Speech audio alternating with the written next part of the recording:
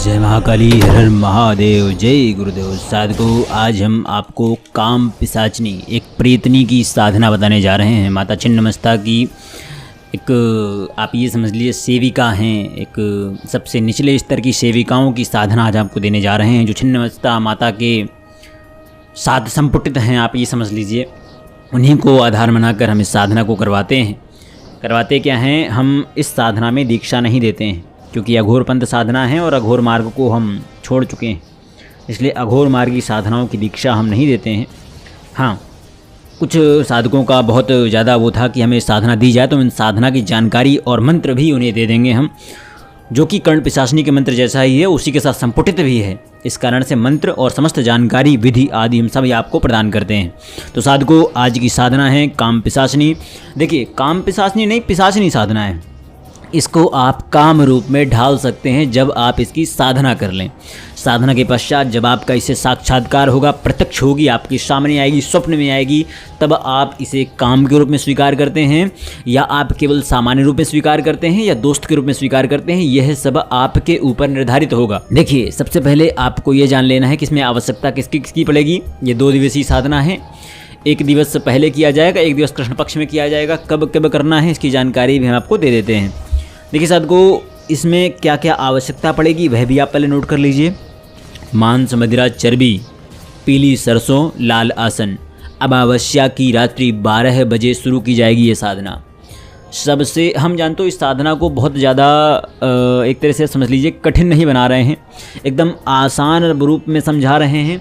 और ये सामान्य हैं, ये कर्ण पिशाचनी साधना जैसी नहीं है, ये सामान्य पिशाचनी साधना है।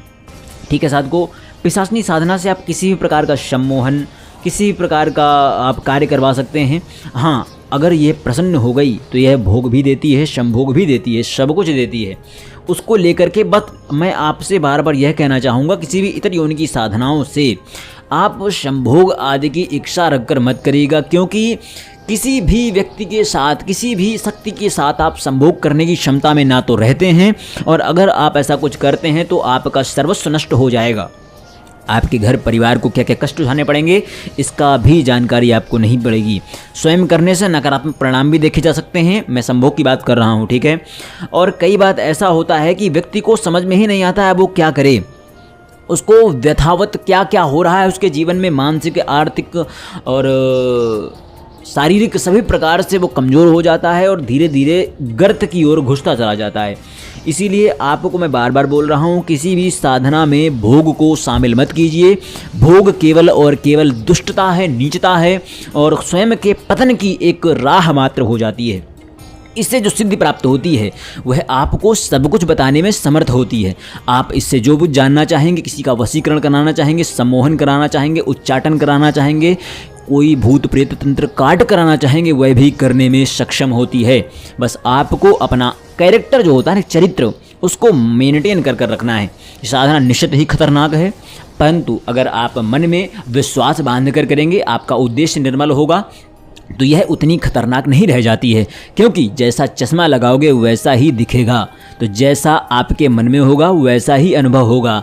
अगर आपके मन में सम्मान वाला है, एक उद्देश्य, सम्मानित उद्देश्य है, किसी अच्छे कार्य की उद्देश्य पूर्ति हेतु आप इसे करेंगे, तो आपको सम्मानित रूप से ही साधना आगे बढ़ती हुई मिलेगी। परंतु अगर आपका दोष उद्देश्य जो होगा वही दूषित हो जाएगा, तो आपको अनुभव, आपको जो कुछ भी दिखेगा सब कुछ नकारात्मक दिखेगा, और आपके लिए केवल पाप स्वरूप होगा, जो आपको गर्त में घसीटने के लिए पर्याप्त होगा। देखिए साधकों, सबसे बड़ी बात यह है आपके लिए कि कैसे क्या करना है। यह एक तंत्र विद्या है। जवाब जो आप मांगोगे उसका जवाब मिलेगा, जो आप चाहोगे वो करेगी। बस सबसे प्रमुख यही बार बार कह रहा हूँ, कभी भी नकारात्मकता मत घुसेड़िएगा अपने चरित्र में। चरित्र सकारात्मक रहेगा तो सब कुछ सकारात्मक मिलेगा। अगर नकारात्मकता घुस गई, कुछ गलत विचारों के कारण आपने इसे किया, भोग संभोग आदि के उसमें लिप्त हो गए, तो सर्वस्व नष्ट कर दोगे, खुद को नष्ट कर दोगे, सब कुछ नष्ट कर दोगे। अब इन सभी की जानकारी के बाद आपको एक और चीज़ जानकारी देता हूँ। किसी भी साधना में घुसने से पहले कुंडली का विश्लेषण, औरा की जांच अवश्य करा लें।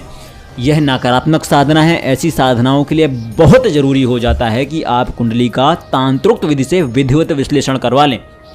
हमसे विश्लेषण करवाने के लिए आप हमें नीचे दिए हुए नंबर पर मैसेज कर सकते हैं, व्हाट्सएप पर मैसेज कीजिए। क्या क्या जानकारी चाहिए वो आपको वहाँ से मिल जाएगी। शुल्क दे दीजिए। शुल्क के पश्चात आपका 5, 6, 10, 12 घंटे के अंदर ही आपका संपूर्ण विश्लेषण मिल जाएगा। कैसे, क्या, कब, क्या क्या करना है, सबकी जानकारी मिल जाएगी। कौन सी साधना आपके लिए उत्तम है, आप किस वर्ग से, शिव, शैव, शिव वर्ग, शक्ति वर्ग, विष्णु वर्ग, किस वर्ग से संबंधित हैं, आपके लिए कौन सी साधना सही रहेगी, समस्त जानकारी प्रदान की जाएगी। तो साधकों, यह थी जानकारी। अब हम बढ़ते हैं काम पिशाचनी साधना की ओर। मैंने आपको पहले भी बताया कि इसमें सामग्री लगेगी मांस, मदिरा, चर्बी, पीली सरसों, लाल आसन और अमावस्या की रात्र 12 बजे इसे करना है। स्फटिक की माला से जपना है। स्फटिक की माला पूर्ण रूप से प्राण प्रतिष्ठित होनी चाहिए, अघोर तंत्र द्वारा प्राण प्रतिष्ठित होनी चाहिए। अगर आप चाहते हैं स्फटिक माला प्राण प्रतिष्ठित मंगवाना तो हमसे संपर्क कर सकते हैं। तो साधकों, मंत्र सबसे पहले तो जब आप बैठेंगे, यह उत्तरमुखी होकर बैठी जाएगी, साधना करनी जाएगी उत्तरमुखी होकर के, ठीक है। सबसे पहले आप अपने आसन पर बैठ करके उत्तरमुखी होकर के गणेश जी का 5 माला जाप करेंगे। उसके पश्चात आपको 11 बार ये बोलना है, हे रंभाय अमुख सिद्धि नमः, हे रंभाय अमुख सिद्धि नमः। काम पिशाचनी सिद्धि होगी। उसके पश्चात आपको एक माला गोरखनाथ का मंत्र जाप करना है। ओम गुरु गोरखनाथाय नमः। आपको यह मंत्र जाप करना है। लाल आसन मैंने पहले ही बता दिया। प्राण प्रतिष्ठित स्फटिक माला होगी, आपको पहले ही बता दिया। अब कृष्ण पक्ष के आपको कैसे क्या करना है मैं बता दूं। आपको अमावस्या की रात्रि 12 बजे, कोई भी अमावस्या हो, अमावस्या की रात्रि 12 बजे घर या किसी एकांत जगह पर जहां आपको कोई देख ना रहा हो, सामान्य काले वस्त्र पहन सकते हैं या लाल पहन सकते हैं। वस्त्र पहन करके उत्तरमुखी हो करके लाल आसन पर बैठ करके मंत्र को, अभी मैं मंत्र दूंगा, अंत तक दे दूंगा मंत्र, उस मंत्र के 1188 बार जपना है। उसके पश्चात आपको उठना है और सब कुछ वहाँ पर भोग आदि दे करके चले आना है, ठीक है। अगर घर पर कर रहे हैं तो भोग करने के पश्चात, सब कुछ भोग लगाने के पश्चात उस रात्रि में ही चौराहे पर रख देना है। अब उसके पश्चात क्या करना है, किसी भी कृष्ण पक्ष में शुभ मुहूर्त देखते हुए घर की छत पर या शमशान पर उत्तर दिशा की ओर मुख करके उस जगह पर आपको आगे की साधना करनी है। ये 2 दिवसीय बोला ना, एक दिवसीय अमावस्या की रात्र, दूसरी दिवसीय होगी कृष्ण पक्ष के शुभ मुहूर्त, ठीक है। शुभ मुहूर्त का मतलब ये है जितना शुभ मुहूर्त कृष्ण पक्ष में मिल पाए। आप इसको घर की छत पर कर सकते हैं, घर के नीचे नहीं करनी, अंदर नहीं करनी, गलत है वो। घर की छत पर, शमशान पर, एकांत जगह पर, सुनसान जगह पर, किसी जंगल पर, वहाँ पर आप इसे कर सकते हैं। कैसे क्या करना है, उत्तर दिशा की ओर मुख करके बैठना है। आपके पास 2 किलो 750 ग्राम मांस होना चाहिए। करीब 4 लीटर के आसपास आपके पास, 5 लीटर के आसपास मदिरा होनी चाहिए, ठीक है। और बबूल की लकड़ियाँ होनी चाहिए जिससे हवन किया जा सके, ठीक है। और पीली सरसों आपके पास होनी चाहिए। लाल कपड़ा होना चाहिए, लाल आसन होना चाहिए। अब कैसे क्या करना है सुनिए। आपको मांस के छोटे छोटे टुकड़े करके एक बड़े से पात्र में पूरी मदिरा डाल करके उसमें मांस को भिगो देना है।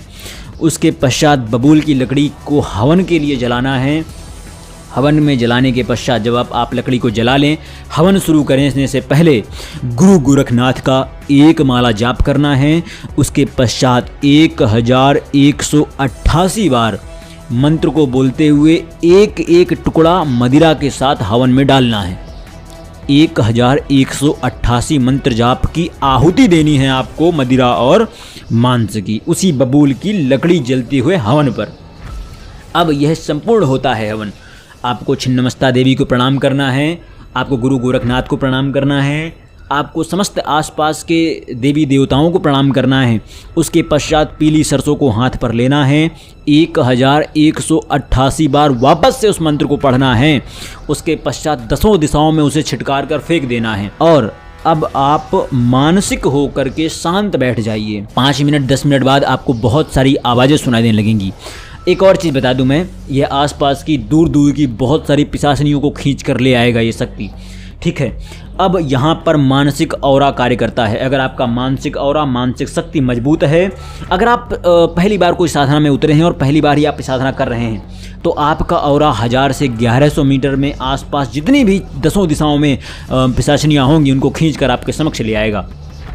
अगर आप मध्यम वर्गीय हैं, आपने कुछ टाइम तक साधनाएं की थी, फिर छोड़ दी थी, फिर करना शुरू किया है, तो यह 5100 मीटर 10 दिशाओं में जितनी भी 5100 मीटर में पिशाचनियाँ होंगी उनको पकड़ कर ले आएगा। लेकिन अगर आप एक पूर्ण साधक हैं, दक्षिणपंथी अघोर मार्गी हैं, तो यह 1100 किलोमीटर में कोई भी पिशाचनियाँ होंगी उनको खींचने की सामर्थ्य रखता है। ये मंत्र आपके सामने ले आएंगे। चयन आपका होगा, किसको आपको पकड़ना है, किसको आपको सिद्ध करना है, किससे आपको वचन लेना है। बहुत सारी आवाज़ें आएंगी, बाबा हमको ले लो, बाबा हमको सिद्ध कर लो, बाबा हमको सिद्ध कर लो, हे साधक मुझे सिद्ध कर ले, मैं तुझे ये कर दूंगी, मैं तुझे वो करवा दूंगी, मैं तुझे ये बना दूंगी, मैं तुझे वो बना दूंगी, तुझे ये करूंगी, तेरे साथ वो करूंगी, तेरे साथ वो करूंगी। बहुत सारे लालच आपको दिए जाएंगे। चयन आपका होगा कि आप किसको सिद्ध कर रहे हैं, किसको अपने साथ रख रहे हैं। अब आपको एक पास में कलम और कागज भी लेकर रखना है। अब आपको पेन और कागज में स्पष्ट होकर उनका नाम, कहाँ से आई हैं, क्या कारण था मृत्यु का, सब कुछ स्पष्ट आपको लिख लेना है। उसके पश्चात अब आपके ऊपर सब कुछ डिपेंड करता है कि आप उन्हें काम पिशाचिनी के रूप में एक्सेप्ट कर रहे हैं, चयन कर रहे हैं, या उन्हें आप दोस्त के रूप में चयन कर रहे हैं, या उन्हें आप विद्या के रूप में चयन कर रहे हैं, या उन्हें आप सम्मोहन आदि शक्ति दूरी क्रियाओं को कराने के लिए चयन कर रहे हैं। यह सब कुछ आपके ऊपर निर्धारित करेगा। अब एक और चीज़ मैं आपको बता दूं, आपको वचन भी यहीं पर लेना है। बहुत सारे वचन हैं, वचन की वीडियो ऑलरेडी हम बना चुके हैं, एक हमारे चैनल पर पड़ी हुई है। 2 वचन हम फिर बता देते हैं जो आपको ज़रूर लेना है, ठीक है। पहला वचन ये होगा कि आप हमारे परिवारजनों, मित्रजनों, स्वजनों जो हमसे जुड़े हुए हैं उनको कभी भी किसी भी अवस्था में परेशान नहीं करोगी। दूसरा वचन, सदा मेरा कहना मानोगी, जब मैं बोलूँगा तब आपको मुझे छोड़कर अपने लोक में वापस जाना पड़ेगा। ये 2 वचन सबसे निर्धारित हैं लेने। आप उसके पश्चात आगे का जो भी वचन लेना चाहें वो ले लीजिए, लेकिन ये 2 जरूर लीजिएगा। अब देखिए हम बताएं आपको, एक और आप ऐड कर सकते हैं कि भविष्य में जब भी मैं आपसे कहूं तो आपको हमें छोड़कर अपने लोक में वापस जाना होगा। मैं आपका जब भी विसर्जन करूं आपको स्वीकार करना होगा, सहर्ष स्वीकार करना होगा। ये वचन भी ले लीजिएगा। एक और चीज़, अब जो बाकी की पिशाचनियाँ हैं, आवाज़ें आ रही होंगी आपके आसपास बहुत सारी, तो उनको अब आपको हाथ जोड़ करके उनको प्रणाम करना है कि हे माता, आप सभी लोग ये भोग को पाइए, जो भी आपके पास मांस और मदिरा हो भोग को पाइए और अपने अपने स्थान को विसर्जित हो जाइए, अपने अपने स्थान को गमन कीजिए।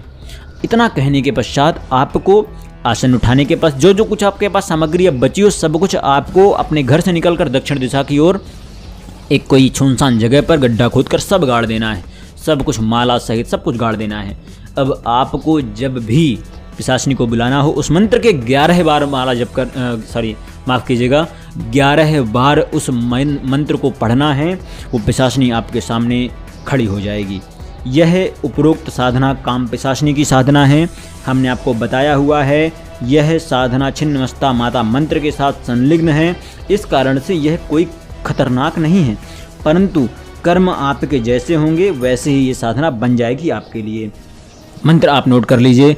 अहम त्वाम अस्याह रात्रौ आहुयामि त्वं वाणी श्रोतु शक्नोषि त्वं मम समीपम आगच्छ काम पिशाचिनी अहम त्वाम आह्वयामि आगच्छ मम शरीरे मधु अस्ति अहम तव भोजनम भवितुम सज्ज अस्मि। यह मंत्र है, आपको डिस्क्रिप्शन पर भी मिल जाएगा। यह काम पिशाचिनी का पूर्ण मंत्र है, पर हम आपको बार में भी एक बार बार बोल दे रहे हैं कि इस मंत्र को गलत मत पढ़िएगा। इस मंत्र की शक्ति बहुत तीव्र है। अगर आपके मन के अंदर उद्देश्य गलत हुए तो ये मंत्र आपके लिए बहुत खतरनाक भी साबित हो सकता है। आशा करता हूँ कि मैं आपको सब कुछ स्पष्ट समझा पाया होऊंगा। मैं सारी जानकारियाँ दे देता हूँ, समस्त साधना दे देता हूँ, मंत्र दे देता हूँ, पर मैं हर बार एक चीज़ कहता हूँ कि आप लोग इन सभी साधनाओं से हट करके सकारात्मक साधनाओं की शरण में जाइए। वहाँ कोई नुकसान नहीं है। यहाँ पर फ़ायदा बहुत कम, नुकसान अधिक है। वहाँ पर नुकसान ना के बराबर है, फ़ायदा बहुत अधिक है। इस कारण से अंततः आप सभी को यह सूचना देकर जाना हूँ आपसे विदा ले रहा हूँ कि जितना जल्दी हो सके आप नकारात्मक और इतर योनि की साधनाओं से हटकर सकारात्मक और जो भी दैवीय साधना है उनकी तरफ प्रस्थान कीजिए। और इसी अंत के साथ में और गुरुदेव से यह प्रार्थना करता हूं कि जो भी इस साधना को करे सकुशल अपने उद्देश्य की प्राप्ति करे। नकारात्मक व्यक्ति जो भी इसे करे उसे उसके कर्मों के आधार पर समस्त चीज़ें प्रदान की जाएं। जय महाकाली, हर हर महादेव, जय गुरुदेव।